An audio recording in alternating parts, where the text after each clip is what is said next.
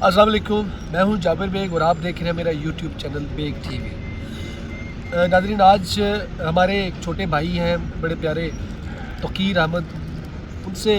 मेरी आज नशिस्त थी, बात चल रही थी, तो उसने एक बड़ी अच्छी बात पूछी सवाल के तौर पे, बल्कि उसने मेरे ज़हन में ये सवाल डाला कि हम लोग जो दुनिया में आते हैं तो हमारा दुनिया में अल्लाह ताला को भेजने का एक मकसद है,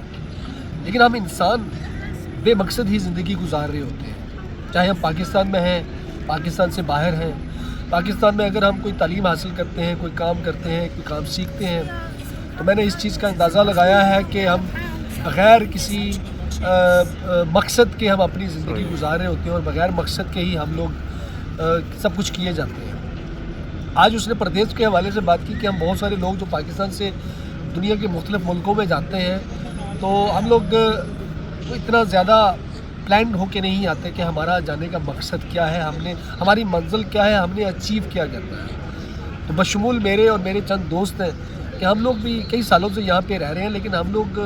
यहाँ पे जो एक टारगेट या एक मकसद लेकर आए थे, हमने कहीं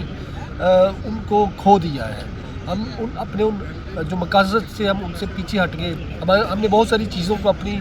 मजबूरियाँ बना लिया और उनको अपने पाँव की बेड़ियाँ बनाने के बाद हम लोग अपने असल मकसद से, असल टारगेट से, जो अपना असल हदफ था, हम उसको अचीव करने से पीछे हट गए और अपने आप को खुद ही नाकामी की तरफ धकेल दिया। उसकी बात करते हुए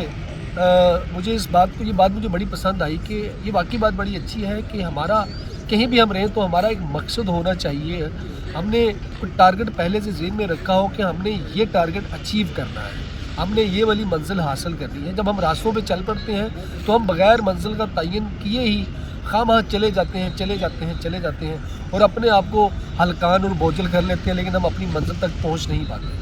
तो ज़िंदगी में अपना मकसद रखिए, अपना टारगेट बनाइए कि आप जहाँ कहीं भी दुनिया में हैं, कुछ भी कर रहे हैं तो उसका एक मकसद होना चाहिए, आपका एक टारगेट होना चाहिए। इससे इंसान को बड़ी आसानी मिलती है अपनी उस मंजिल तक पहुँचने के लिए और अपना टारगेट हासिल करने के लिए। अगर आप स्टूडेंट हैं तो फिर आपका एक मकसद होना चाहिए कि आपने अपने आप को शऊर देने के अलावा जो चीज़ आप पढ़ रहे हैं, आपने उसको कहाँ तक लेके चलना है, उसका एंड क्या होना है। अगर आप कोई काम सीख रहे हैं तो उसका भी कोई एक मंतकी अंजाम अपने ज़हन में सोच के रखना है कि मैंने इसको जब सीख लेना है तो मैंने करना क्या है। तो इसी तरह जब आप बाहर के मुल्कों में परदेश में जाते हैं तो आपने इसी तरह हमारी तरह बेमकसद ही मशीनों की तरह काम ही नहीं करते जाना, बल्कि आपका कुछ और भी मकसद होना चाहिए और वो मकसद पहले से तय होना चाहिए ताकि आपके लिए अपने हदफ को, टारगेट को पूरा करने में आसानी हो। अपने गिरदोनवा का ख्याल रखिएगा और मुझे अपनी दुआओं में याद रखिएगा। अल्लाह हाफ़िज़।